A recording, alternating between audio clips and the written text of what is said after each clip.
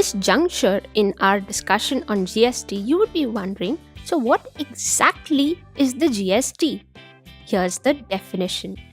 The Goods and Services Tax, the GST, is a comprehensive, multi-stage, destination-based consumption tax on value addition. Complicated? Well, it isn't so much. Let's break the definition down. Let's focus on the terms first. What does multi-stage mean? It means that the GST would be levied at each and every stage in the entire supply chain, right from manufacture to distribution to final consumption. At each handshake, when the good moves from one person in the supply chain to the next, GST will be levied. That is what multi-stage means. And to understand multi-stage clearly, what you need to know is what supply chain includes. To understand the stages of supply chain, we'll bring back our example.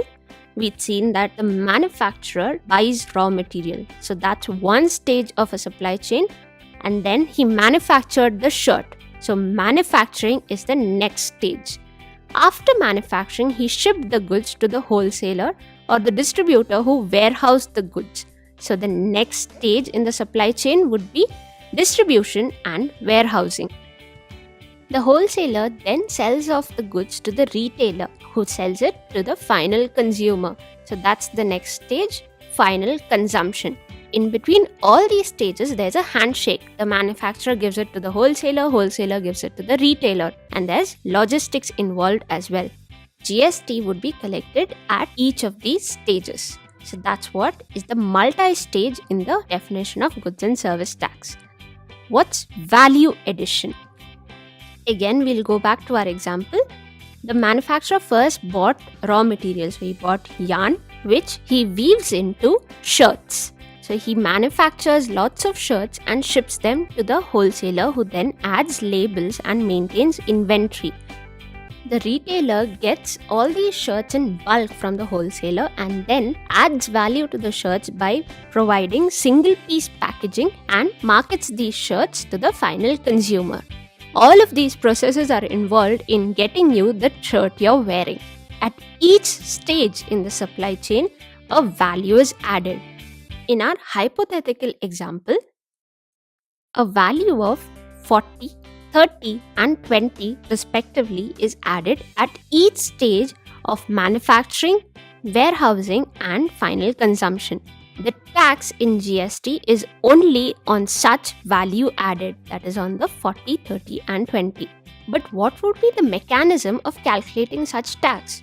Obviously, the government cannot track the cost at each stage. The mechanism would be to allow input credit on taxes already paid. On the purchases, the manufacturer, wholesaler and retailer would have paid taxes and they can claim these as input credit deducted from their tax liability on the sale.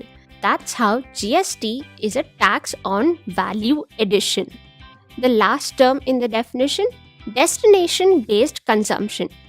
This is a big shift from the current tax system, so it's important to understand. Looking at the term destination-based consumption, you should ask yourself, where are the goods or services consumed? Where is the place of final consumption of goods and services?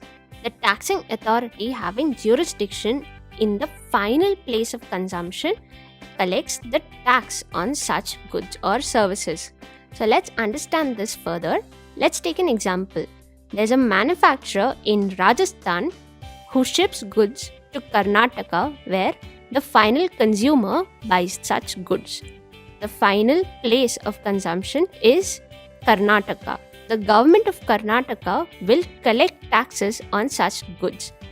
The manufacturer is in Rajasthan, so Rajasthan is called as the producer state, whereas Karnataka is called the consumer state because the final consumer is in Karnataka. There's producer state and consumer state. Where is the tax collected? In the consumer state. The tax revenue is for the consumer state and not for the producer state. So this is a huge shift. Remember that excise duty is collected on manufacturing, that is, it's the revenue of the producer state. And this is the main reason why many states were opposing GST, because they'll lose out on revenue. Well, but there are lots of advantages of GST being a destination based consumption tax, and we'll talk about those later. For now, we've discussed the domestic transfer of goods between Rajasthan and Karnataka. What about imports and exports? How do those work? Let's take a look. Our manufacturer is in India. He produces goods and exports it to the USA. The final consumer is in USA. The place of consumption is the USA. Now we know that taxes are levied in the place of consumption, and India definitely has no taxing authority in the USA. It's a separate territory after all. What would this imply? Simple, that exports are not taxable. Under the GST regime, exports cannot be taxable because of destination-based consumption rule. Let's look at it the other way around. That is, the manufacturer is in the USA and he sells the goods to the final consumer who is in India. The place of consumption would be India. We know tax is levied in the place of consumption, and the Indian government definitely has jurisdiction to collect tax in Indian territory. So Indian government can collect tax, and this implies that imports are taxable. There's an interesting inference that can be drawn from this. Imported goods are just the same as domestically produced goods when it comes to taxes. Tax on imports would be the same as tax on domestic goods.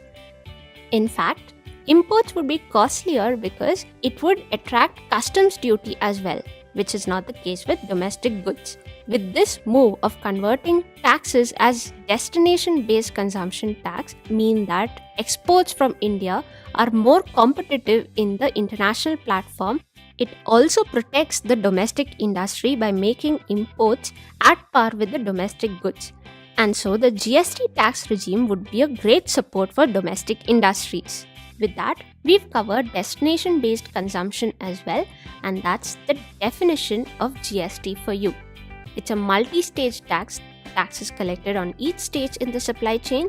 It is a tax on value addition by which it will help reduce the cascading effect, and it's a destination-based tax levied only on the final place of consumption, which boosts exports as well as the domestic industries.